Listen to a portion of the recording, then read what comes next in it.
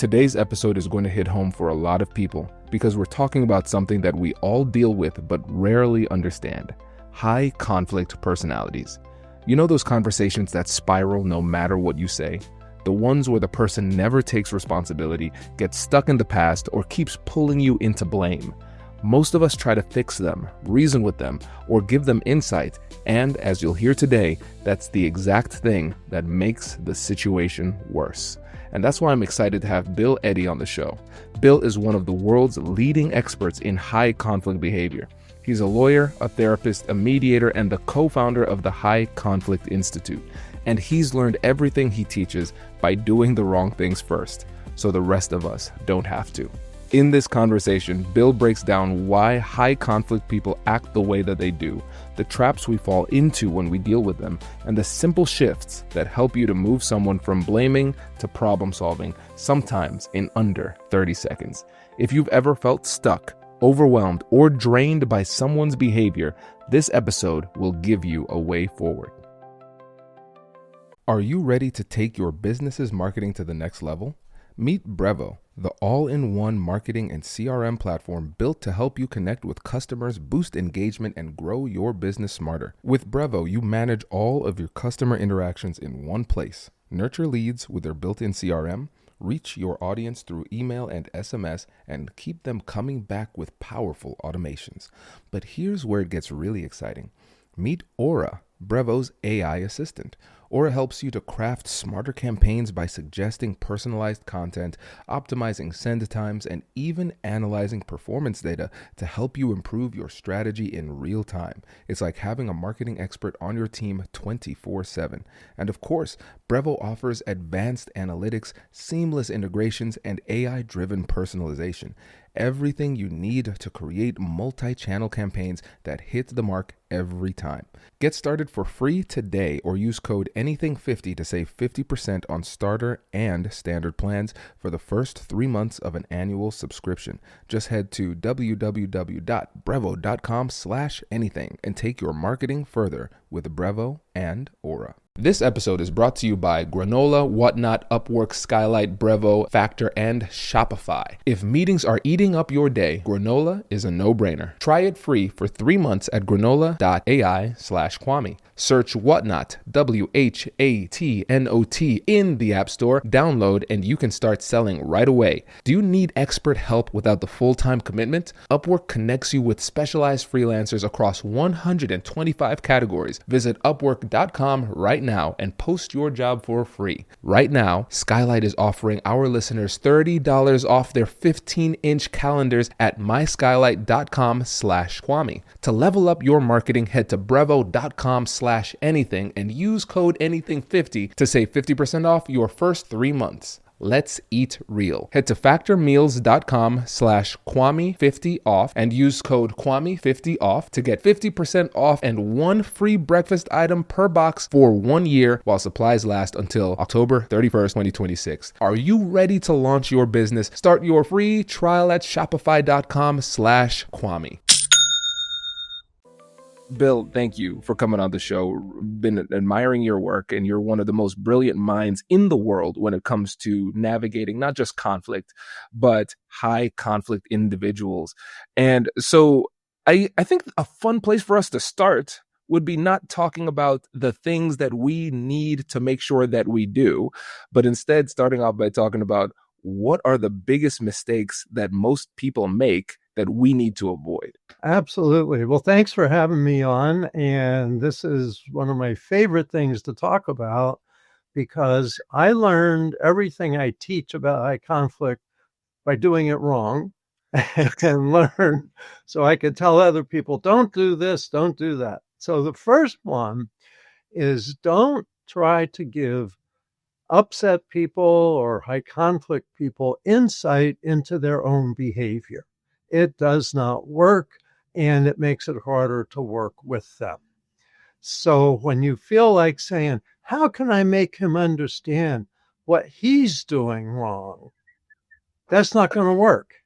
How can I make her see it's her fault? It's all her fault or mostly her fault. And if it may be true, but they can't see it. There's a psychological barrier to it. They won't have the insight that you want them to have, and they won't like you as much.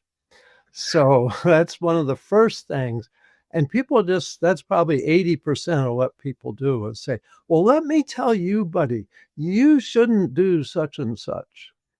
And you just have to forget about that. What I need to tell you is instead, focus them on what their choices are now. In other words, don't focus them inward, focus them outward on their choices. And then you can make progress and they can work with you in a lot of situations.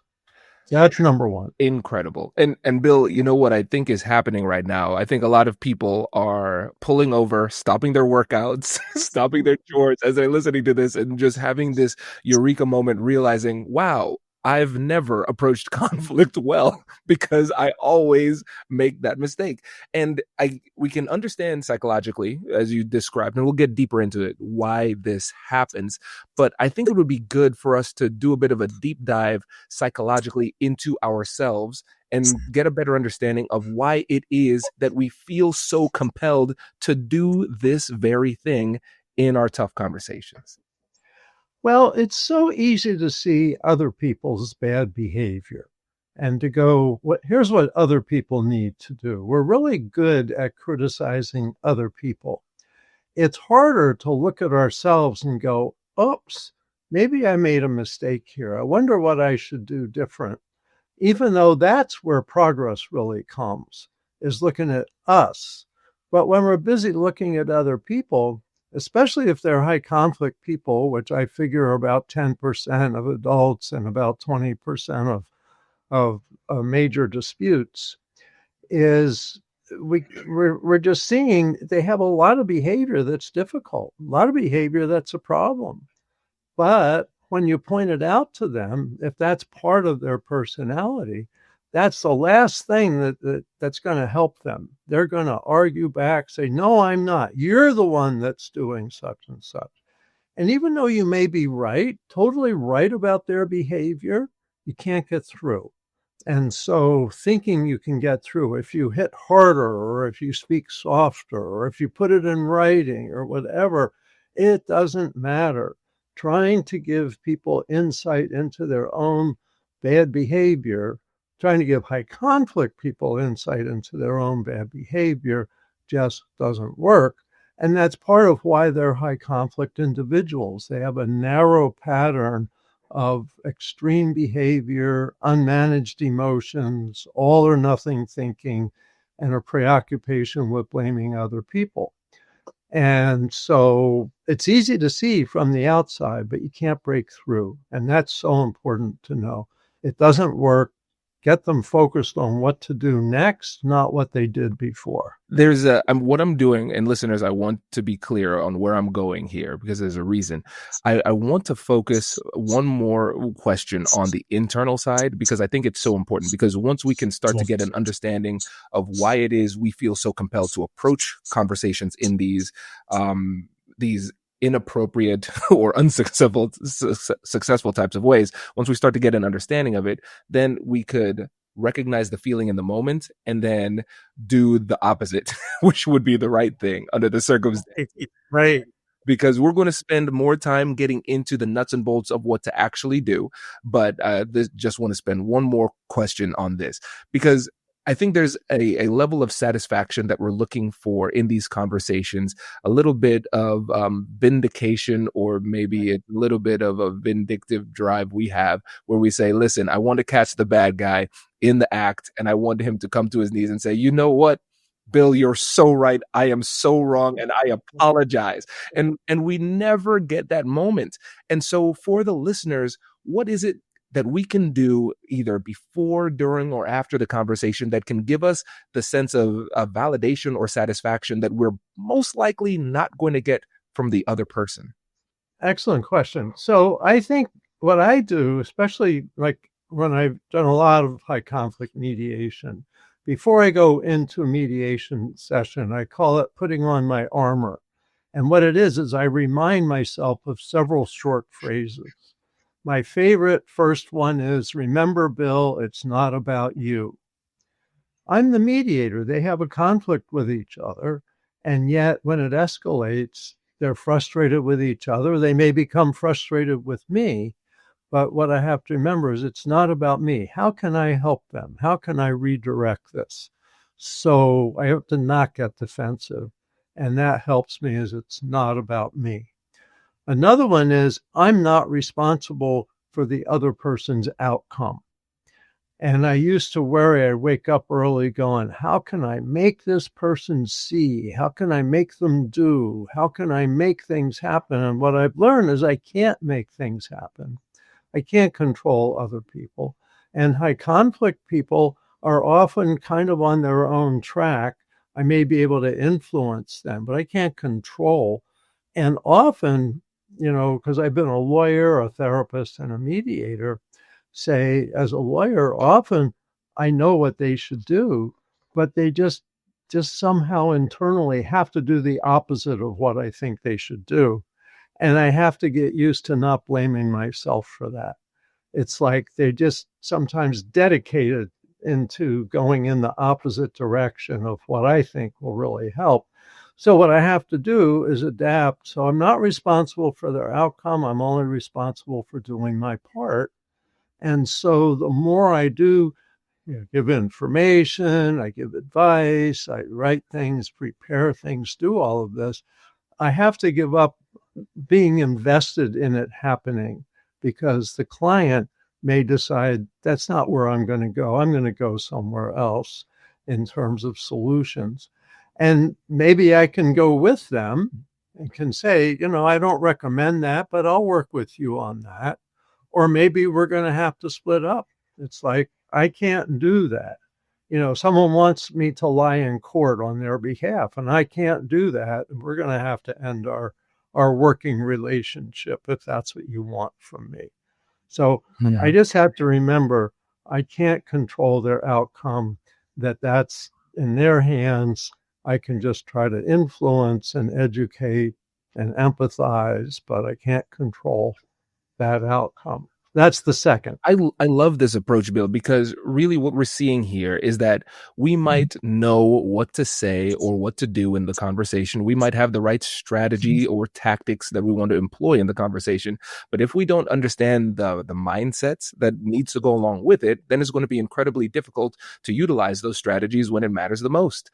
Because there is a lot of Zen and some elements of stoicism that I'm seeing going into this to minimize the role of the ego, so you could focus on the process and focus not so much on the outcome per se, but on the elements of the process that you can control in order to affect the outcome. Exactly. It's a letting go process, but still doing your best because you have knowledge or I have knowledge, and I want to make sure I share that with them. But I can't be certain they're going to use that or even like it. But sometimes they do. And so I have to keep putting it out there, but not be attached to it. And so you're right. It's kind of a Zen thing that you're putting out into the universe, but you can't control the universe. But you can do your job. And that's what I try to do.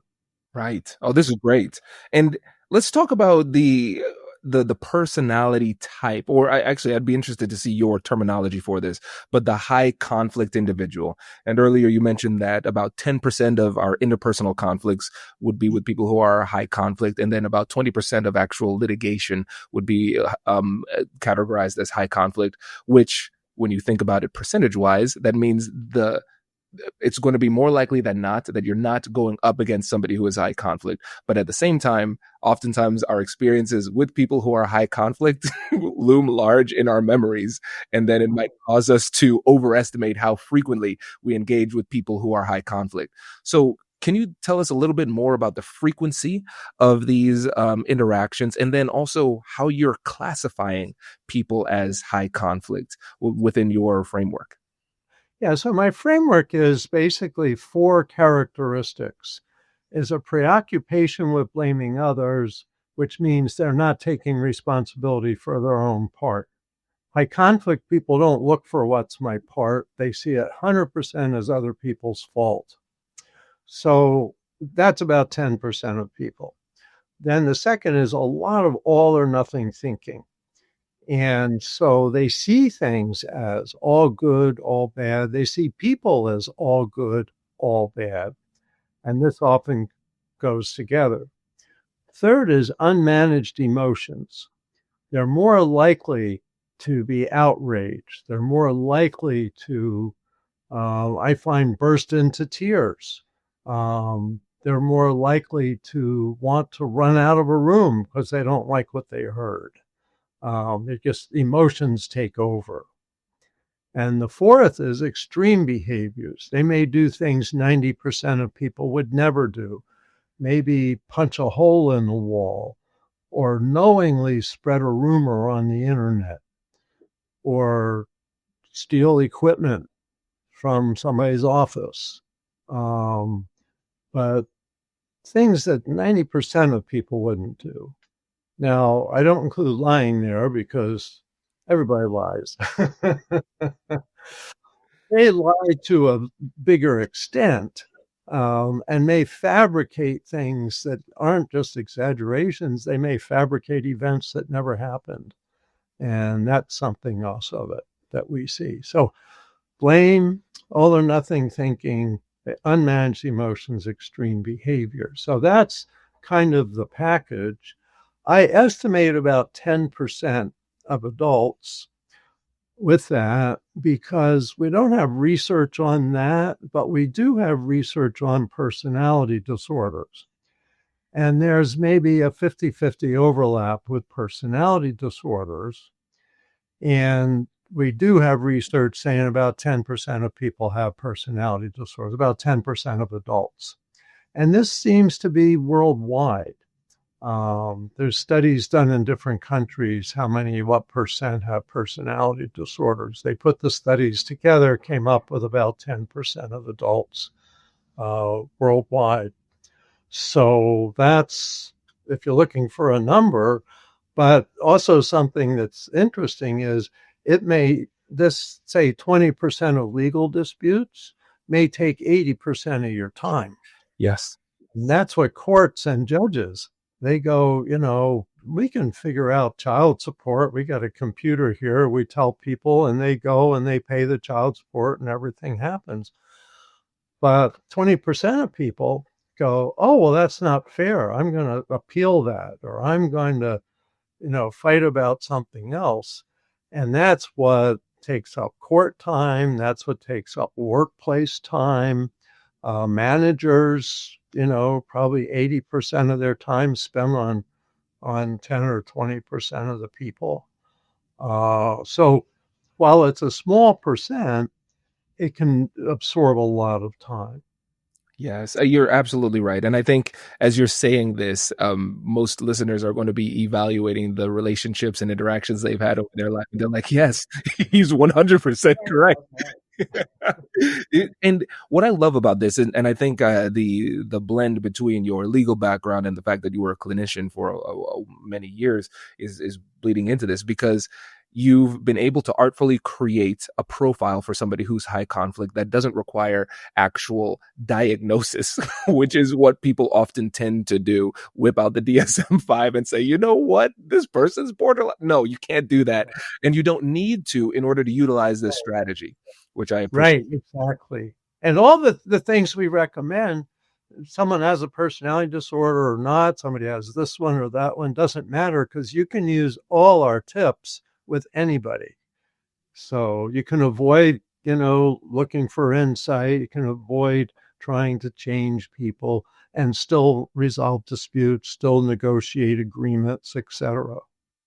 Absolutely. And let's talk about your approach to this. So let's make it really tangible for the person who's listening and they say, okay, Bill, I'm on board. I've got a person in mind that I need to have an interaction with. And let's say, hypothetically, it's not a person that I could easily remove from my life. Maybe it's somebody in my family, maybe it's a colleague at work, and this is going to be a person that I'm going to have to interact with consistency, and there's a specific conversation coming up. How should we approach those conversations with the high conflict people in our lives? The number one thing I would say is make the focus on the future. And this is where high conflict people try to pull you into the past. They have past grievances. You shouldn't have done that. I was right to do this. Also, don't get pulled into trying to rework emotions. So I mentioned things to avoid: insight, the past, and emotions. Avoid those things. So really focus on where you want to go. And because of that, I think come in with proposals. Come in with, here's my recommendation or my idea or my suggestion, so that it's concrete and gets people thinking about details rather than about emotions and resentments and all of those kinds of things. So there's been a problem, come in with a solution.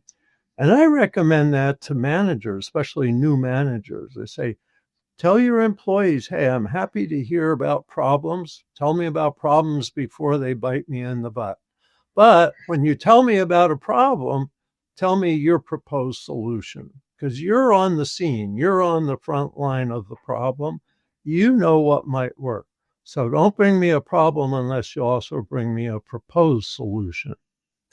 This is interesting, Bill, because I'm wondering your perspective on when it comes to different theories of emotion management. So a lot of times we talk about the extension of affect labeling from different therapeutic interventions and how emotional labeling helps to manage emotions. Are we abandoning that for high conflict people, or are we more spending more time pushing towards the future and solutions while still touching on it a little bit? Scaling a business takes the right expertise at the right time, not eventually, right when you need it. That's the whole idea behind Upwork. It's the one-stop platform to find, hire, and pay expert freelancers across web and software development, data analytics, marketing, business operations, and more. Over 125 categories of specialized talent, so growing teams can move faster without waiting on a full-time hire to get there. You browse real profiles, review past work, and get help scoping the role, so you're hiring with confidence and getting started quickly, not guessing. And if you want the best of the best, Business Plus unlocks the top 1% of talent on Upwork with AI-powered shortlisting that matches you to the right freelancer in under 6 hours. Upwork also takes the operational hassle off your plate. Contracts, payments, all handled in one place, so you can spend your time actually running your business. Thousands of growing businesses already trust Upwork for everything from one-off projects to ongoing support. Visit Upwork.com right now and post your job for free. That's Upwork.com to connect with top talent ready to help your business grow. That's UPWORK.com. Upwork.com. Have you ever left a meeting thinking, that was productive, and then 10 minutes later you're pinging someone like, wait, what are we actually doing? Meetings are a mess, and Granola AI fixes that. I still remember the first time I saw my notes after using it. I was honestly surprised by how organized and complete they were. It didn't feel like I'd done any extra work, but somehow everything was just there. Here's how it works. You jot down rough notes like you usually would, and in the background, Granola AI securely transcribes the meeting. As soon as it ends, it turns all of it into clean, structured, actually useful notes. It runs right through your device's audio, so it fits seamlessly into whatever video tool you're already using. No setup, no awkward bots joining the call. It's just your normal meeting, but with superpowers. You actually get to listen instead of frantically typing every word, and you still walk away knowing exactly what was decided, who's doing what, and what comes next. If meetings are eating up your day, Granola is a no-brainer, and you can try it totally free for 3 months. Just head to granola.ai/Kwame. That's granola.ai/Kwame to get your time back. Get 3 months free at granola.ai/Kwame. I'm glad you pointed that out. So we don't want to open up emotions for high conflict people because they don't tend to grieve and heal loss and process emotions in a way that can put them behind them. So we don't want to open up emotions. On the other hand, we want to acknowledge emotions. So we have what we call ear statements, statements that show empathy, attention, and respect. I can see your frustration. I hear your pain. I I can understand this is disappointing. So we acknowledge emotions, but then we want to move on to problem solving. Because if you acknowledge the emotion and open it up, you get pulled into the past, and high conflict people especially, drown in their emotions because they don't have the ability to grieve and heal them and move past them. So they linger in them. And that's why we say steer clear of opening up emotions and yet acknowledge emotions and then move on. This is so interesting. Okay, so let me make sure I'm getting it right. So you're still going to acknowledge the emotions. You're going to tell them what you see so they feel respected in that type of way. So Yeah, you're using the empathy and acknowledgement, but it sounds like we're not allowing them to dwell in that level of emotionality. And so let's make it really concrete. So let's say hypothetically, we're in a conversation. We say, okay, it sounds like this was really frustrating to you. And it seems as though the impact was significant in these types of ways. Am I getting that right? And then they that's say, fine. yes. And then they go on with this long diatribe.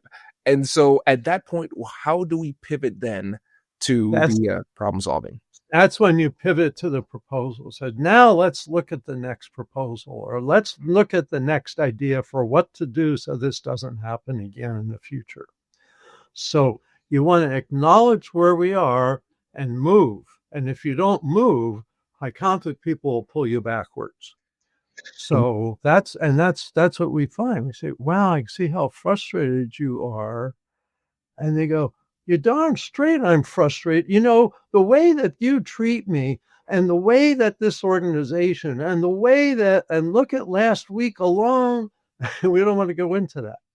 So we can say, I can see your frustration. And now let's look at what do you propose can happen in the future so this will go better for you.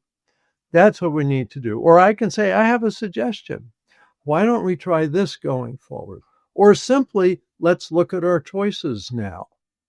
So you got to shift there, acknowledge and then shift. That's so fascinating because I think a mistake that a lot of people make, and I'll be candid here. I think a mistake that I have made a lot of times in the past is that I would focus on the acknowledgement and the validation of the emotions to the point where I'm saying I want to try to remove as much of it as possible by labeling until the temperature goes down to almost nothing. But it sounds like what we need to do is not really focus too much on the minimization of emotionality, but the showing the empathy, acknowledgement, and respect, which will lower the emotional temperature, but at the same time acknowledging we won't remove it completely, but we don't need to, and we should push to solutions a little bit sooner. That's exactly it. In other words, you don't have to eliminate the upset emotion. You can connect with the person by giving them empathy, attention, and respect, and then direct to problem solving. And they kind of follow you. And it's like, well, I'm still a little irritated, I'm still a little upset, but I'm going to see where this goes, is often what they say. But an important thing in here I should spell out a little more is the reason that we don't want to open up emotions is because they don't go through the normal grieving and healing process. And let me just mention, for people that most people have heard of it but don't remember the 5 parts. So there's denial, there's anger, there's bargaining, trying to, change the inevitable outcome. There's depression or sadness, and then there's acceptance. Well, high conflict people get stuck at anger. And so they don't go through the rest. And so they don't heal the past. And so they talk a lot about the past. They keep pulling things back to, I was right to do what I did. You were wrong to do what you did. And trying to rework the past so it isn't a loss. But it is a loss, but they can't process it. So what happens is high conflict people have a lot of unresolved emotions. And so when they focus on emotions, they usually feel bad. They feel worse. If they focus on thinking and doing, then they feel better.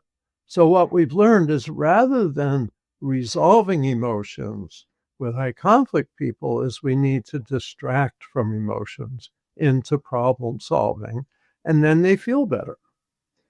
And that's quite a shift. That's brilliant. That's brilliant. This is so fascinating because so tell me if I'm getting this part right, Bill. So with the high conflict people, they get stuck in their emotions. They can't process it like somebody else could under the Mhm. circumstances. So it would not be as dangerous to spend time exploring emotionality and how their feelings and their perceptions about the past with somebody else who is not high conflict. It wouldn't be Right. as dangerous. But with That'd be this fine. subset, okay, that makes And that's often how you can tell is because let's say 80% of people you can talk about the past and they're not super defensive. They may be like, yeah, what went wrong there? You know, we had this conversation and suddenly we were irritated with each other. What went wrong? Oh, I misunderstood what you meant. Okay. And this is what I said, and this is what I really meant. Oh, okay. That resolves it. With high conflict people, it escalates. How dare you, you know, and it really is all your fault. And how dare you suggest I played a part in the problem? And as you get deeper into that, you go, okay, high conflict person, I'm going to shift the focus to let's look at what to do about this, to the future, to proposals, to choices, and away from emotions. And I remember one of my first mediations I did, and I did 40 years of mediation, first as a therapist, then as a lawyer. One of my first mediations was a divorce mediation, and it went 9 hours. And after 9 hours, we got nowhere. And I'm thinking, we're trying to resolve this like 20-year relationship, and it's not going to be resolved. They're getting divorced. It stopped working for them for one reason or another. And we said, look, let's meet again and just focus on what you each want going forward. And within 2 hours, we had most of their divorce resolved. And this was two of us, it was a co mediation team.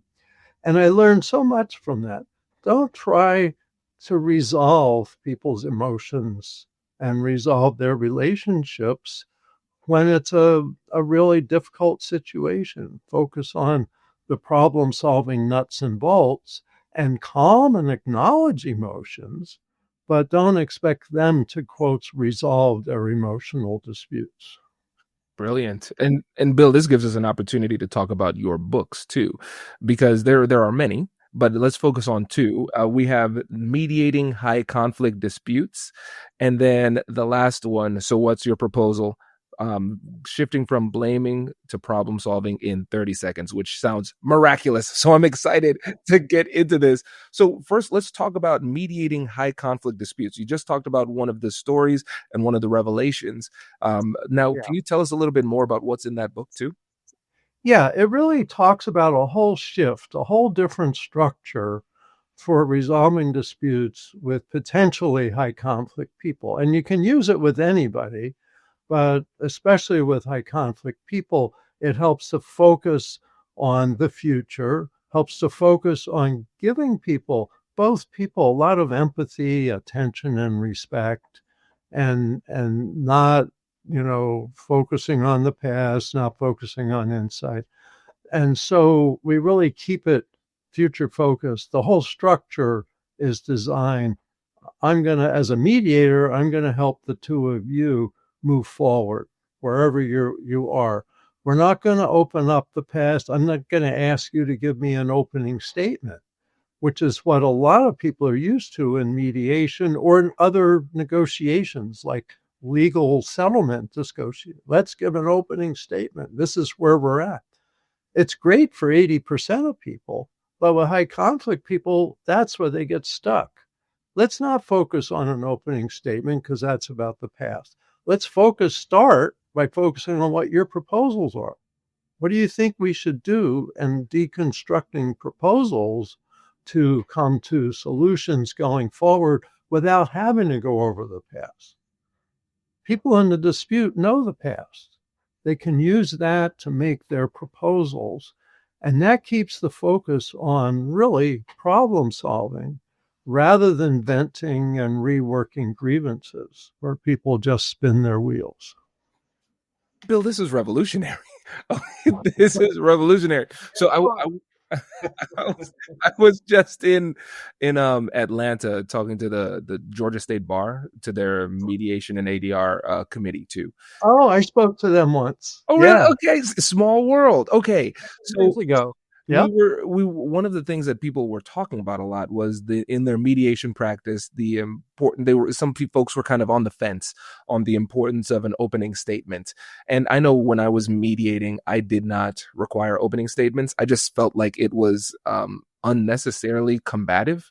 And when you introduce this framework not just to mediators, I feel like mediators might get it, but Mhm. to the participants, like the litigators, the clients, how do they receive this structural change? Well, I'll start with the litigator. So the lawyers in a mediation, I'll say this, we're not going to start with an opening statement. We're going to focus on your proposals. We'll build an agenda and then get into proposals. And one of the lawyers will invariably say, wait, Bill, don't you need to know the facts of the case? And I'll say, actually, I don't. I'm just the mediator. You folks already know the facts of the case. You can use those facts in forming your proposals. But what I'm avoiding is the fact that they will never, ever agree on the facts of the case. And when I've tried to mediate the facts of the case, it goes nowhere. And with high conflict people, with ordinary people, you can do that, but you don't have to do that. You don't have to do that with anybody. I learned to start, my mediations with this whole proposal focus, and I did it with all of them. I didn't know if they were high conflict or not. And as it became clear they weren't high conflict, I could explore emotions more. I could talk about the past more.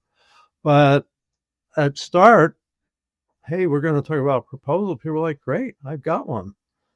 So it's more efficient, but it's less satisfying for people who can handle emotions, can handle the past, to rework. Maybe there were miscommunications. Maybe there were emotions that can be resolved. So it's designed for that, like 10 to 20%, but can be used with anybody. And that's what the book is about, really. This whole approach, this whole shift. Bill, this is brilliant. And what's funny is so many of the conflicts that we all have. Again, we have this human need to be right. Our ego gets entwined in this. And so when, like you said, the lawyers would say, well, don't you want to hear about the facts? Really, the translation is, don't you want to hear why I'm right and why this other person is a piece of garbage? And that's why it goes nowhere. Exactly. And it makes me wonder how many of our conversations in our personal lives struggle just simply because we are arguing over memory. And for me, when I studied psychology, I remember one of the most terrifying things was just how fallible human memory is. Not only is it fallible, but it's incredibly biased. And every time we try to access the memory, it gets warped more and more in our favor. And then the other person is doing the same thing. And we're just essentially arguing over imagination. When the only thing that we can have any control over going forward is the future, and that's what we care about. But we get so stuck in the past to our collective detriment. Right, right. And it's also entertaining. A lot of our entertainment, movies, TV, dramas, are about the past and arguments about the past. And our whole culture, in many ways, likes to pull us towards the past and pull us apart because that's more exciting. Solving problems, there's no hit shows about mediation, but there's hit shows about marshals and FBI and detectives, about things going wrong instead of about things working out and resolving. And I think we have that in our culture, and it's spilled into real life. We're actually reenacting a lot of what we see on TV. One time I was doing a mediation and someone said, I can't believe you said what you said. I'm leaving. And they stormed out of the mediation room. Of course, when that happens, I always say, we're taking a break. We'll be back in 15 minutes. And a lot of the time they come back. But one day I realized, so I've seen this movie before. Where did I see this? And I realized most sitcoms on TV include a moment where someone storms out of the room. And that's where we've been trained in this. You're so right. You're so right, Bill. It's funny. It's really monkey see, monkey do. And at the end of the day, we're just higher level primates, and we operate in large part just by mimicry. And to your point, when it comes to the media, I was in talks with a TV station. I'll leave it unnamed. For a potential reality TV show, a conflict resolution based show. And Huh. I got really far in the process, met with the execs and everything, and they said, "Hey, we love you on camera. Looks really great. You have great charisma, but we don't think that you'll hold the drama long enough. In other words, we don't think that you will allow this toxic conflict to fester long enough for us to get ratings." So, Right. Right. They want the conflict. Don't spend so much time on resolving it. exactly, that's it. Yeah. It's so funny, but it's so human.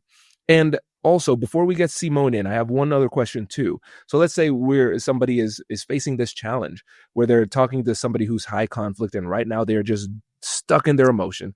And again, we've kind of touched on this, but I wanted to answer it through the frame of the other book too. How do we get them from blaming to problem solving in 30 seconds? Because that sounds amazing. Yeah. Well, that's where the whole focus, you just shift by just jumping in and saying, so what's your proposal? So someone says, you never did this. You never did that. You always did this. You always do that. And you go, okay, so then what's your proposal?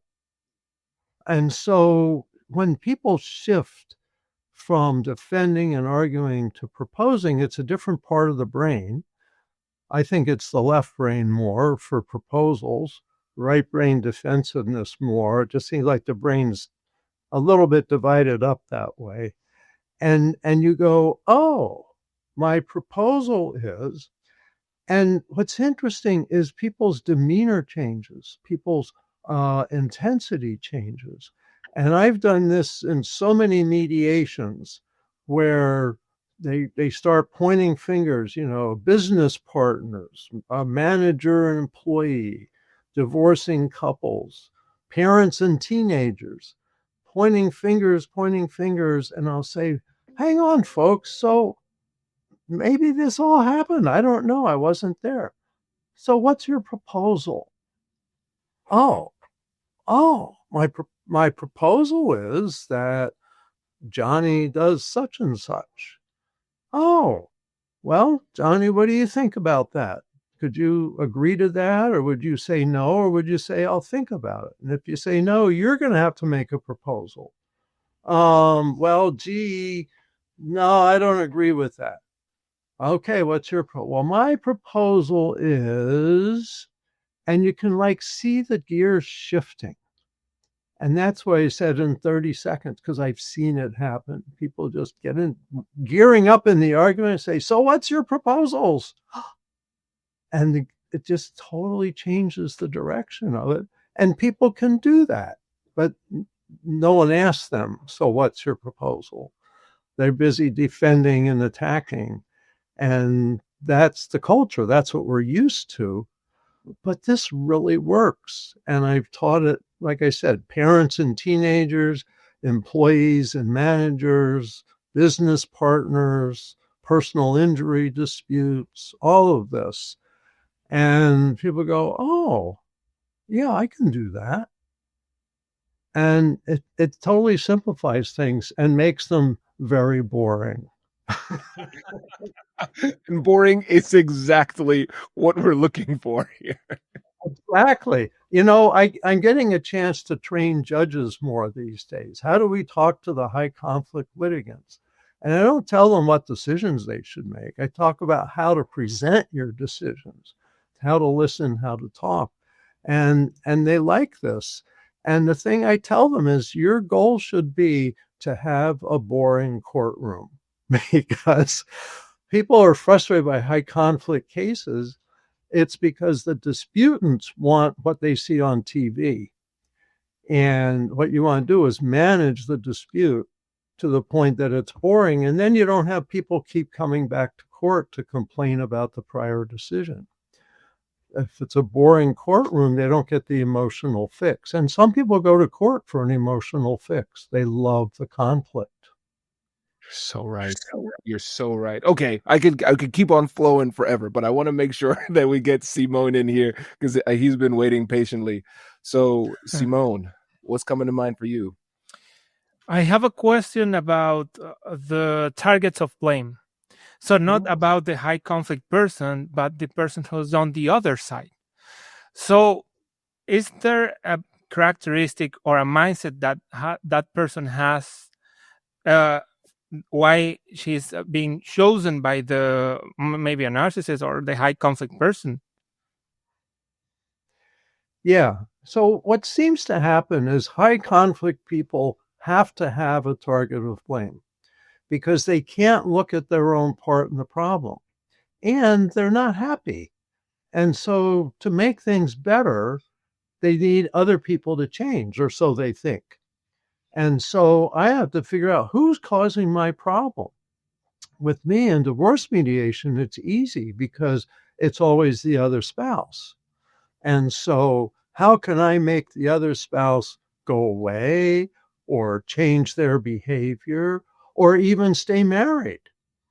And so there's a target. There's someone that it's 100% their fault is what the high conflict person feels. And they honestly feel that way.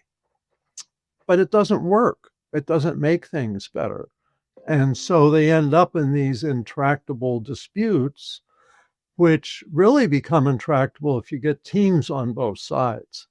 And that happens in high conflict divorce. There's some 40 years ago, one of the researchers, Janet Johnston, in a book said, it's tribal warfare. That's what high conflict divorce is.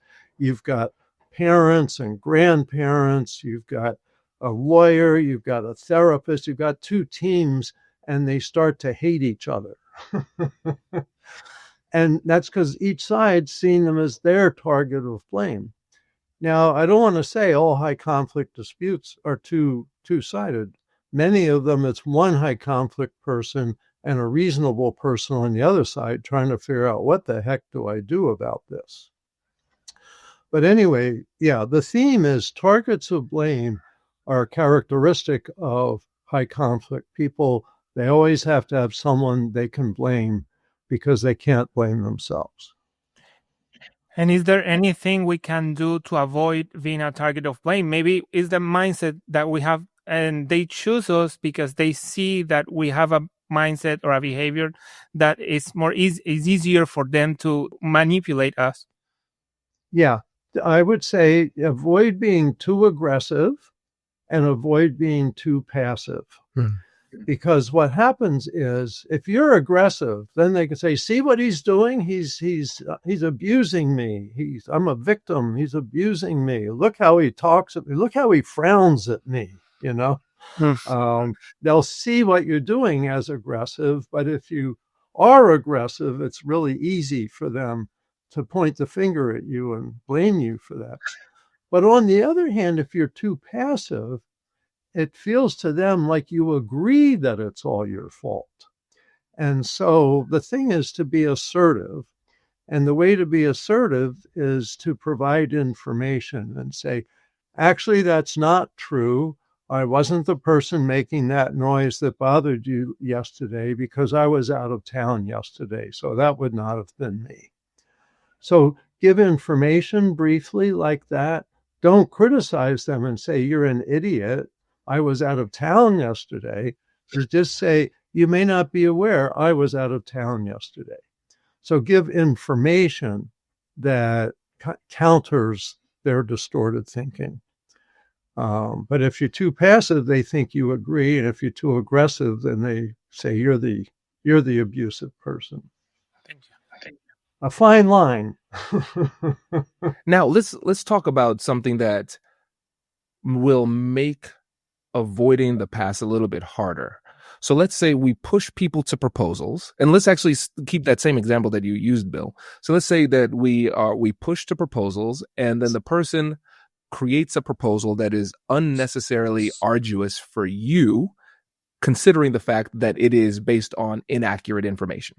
So let's say you made the loud sound, and as a result, my proposal is for you to unplug all of your electronics and turn off your phone every single night going forward. And now, in order to kind of combat that, do we need to wrestle with the factual inaccuracy of the past, or do we still just stick with our proposal? See, I would suggest you just say, no, I'd say no to that. Now I've got another proposal. And that, see, it's the attack and defend piece that we don't need. We just drop that out of the picture and stay focused on problem and solution. The last couple of months have been a blur. Travel, plans changing, obligations piling up, and the first thing that always slips is eating well. I stopped cooking, started grabbing whatever was the fastest, and I could feel it. That's when I got back on Factor. Factor makes chef-crafted, dietitian-designed, ready-to-eat meals so you don't have to choose between real food and convenience. What I love is that Factor meals are ready in just 2 minutes. No prep, no cleanup. Even on the days where my schedule is completely out of control, eating well is still actually achievable. And every week there's over 100 nutrient-dense menu items to pick from. And I've been loving the new salmon burgers and the shredded pork, plus the pumpkin-flavored cheesecakes as an add-on. I use Factor, and you should too. Let's eat real. Head to factormeals.com/Kwame50 off and use code Kwame50 off to get 50% off and one free breakfast item per box for 1 year while supplies last until October 31st, 2026. That's code Kwame50 off at factormeals.com.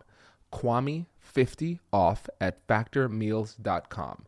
That's KWAME, the numbers 50, and then the word off at factormeals.com. See website for more details. Starting a business is a big deal. What surprised me was how much simpler Shopify made it. All the tools I needed to launch were already there, ready to go from day one. When I set up my own storefront, I didn't have to touch a single line of code. Shopify's templates and AI tools had it looking sharp and legitimate almost instantly. That was the moment it stopped feeling like an idea and started to feel like a real business. Then customers actually started buying.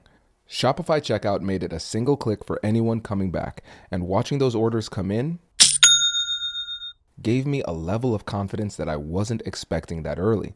And when I hit a wall, which happens, Shopify's built-in AI assistant, Sidekick, was right there with an answer or an idea that I didn't even know I needed.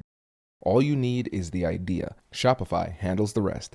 Start your free trial at shopify.com/Kwame. Start your free trial at shopify.com/Kwame. That's shopify.com/Kwame.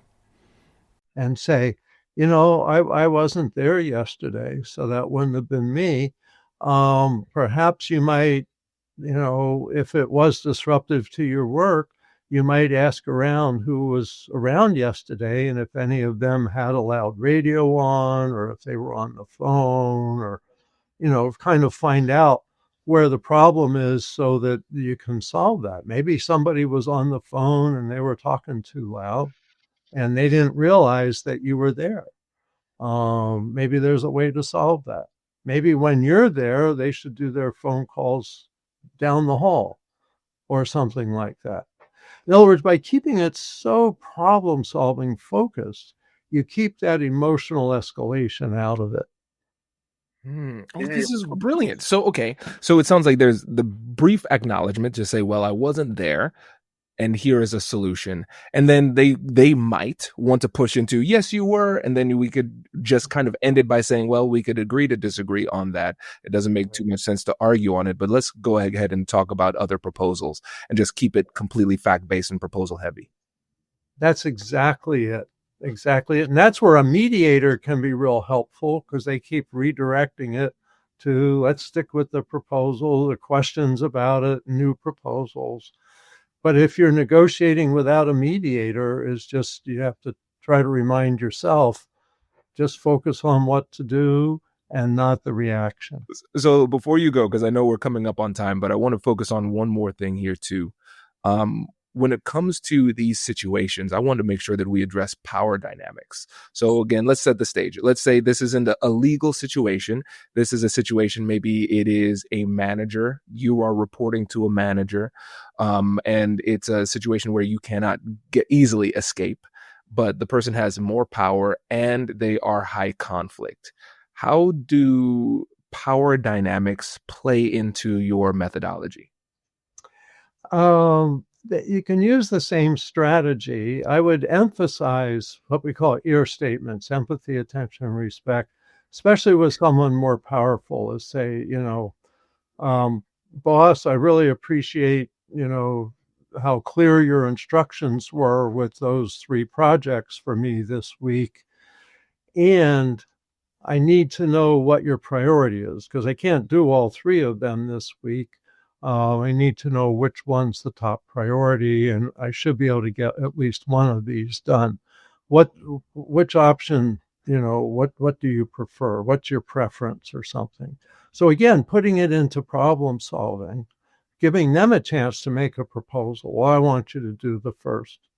Now, if they're high conflict, they might say, you have to do all 3.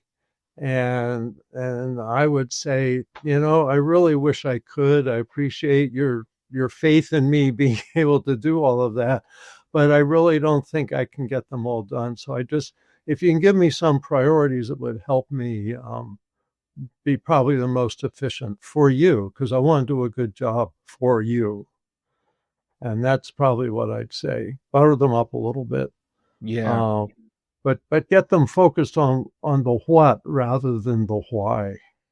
And I really like that, because again, we can get into that attack defend dynamic where they might say, well, you're being lazy if you were to work harder and all those things. Like I understand that this is important to you, and I want to make sure that I'm the best teammate for you. So we're framing things from their perspective. Yes. Brilliant. Exactly. It's almost like you run the High Conflict Institute or something, Bill. I don't know. You seem to be really sharp with all of this. Well, let me just say I'm not alone. I want to give Megan Hunter credit. We co-founded High Conflict Institute in 2008. So we're now finishing 17 years. And going strong. We're teaching this stuff around the world. Seems like there's high conflict everywhere. Who knew? Who would have thought? Wow. And would you say that it seems like high conflict, or the manifestations of high conflict in these different arenas of our lives, would you say that it's increasing? Yeah. And I would say a noticeable increase after COVID, that people spend too much time alone without using their social skills, too much time watching TV and movies and social media, which tends to pull people apart. And whatever bad behavior you have, you can find a group that will reinforce your bad behavior. And unfortunately, that's part of today's culture. So I think we have seen an increase since COVID. All the professionals I speak to refer to that. But what's exciting to me is we also have an increase in knowledge, and we have a lot of resources. Like you said, we've got like 20 books, we've got articles, our website has video training, we do consultation, we have free articles, books you can buy that aren't like $20, pretty inexpensive. So there's a lot of solutions and a lot of people learning how to manage high conflict, and their stress just goes way down. We talk about finding the missing piece, PEACE. And I should add, we also have a podcast called It's All Your Fault. And easy to find. So, so while we're seeing high conflict increase, we're also seeing high conflict decrease in individual situations, and we just hope to expand that. So I appreciate programs like yours, so you can educate